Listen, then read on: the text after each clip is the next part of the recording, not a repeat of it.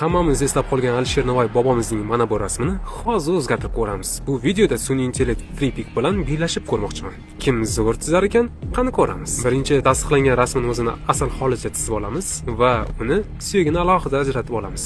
Bungacha sun'iy intellekt ham o'z variantini bizga tuhfa qildi. Suyagini alohida ajratib olib, vaqtdan yutish uchun vaqtni 0 nuqtasida unga qaytadan tersib chiqamiz.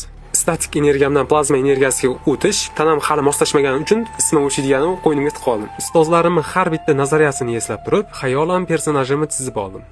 Hali tanam plazma energiyasiga moslashmaganligi uchun ismim 38.8 darajaga chiqib ketdi. Ana endi uni real hayotga ko'chirish vaqti keldi.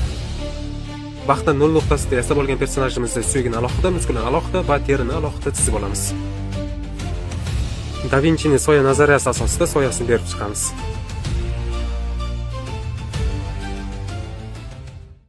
Ana endi bu rasmlarni X nuri orqali rentgen qilish payti keldi.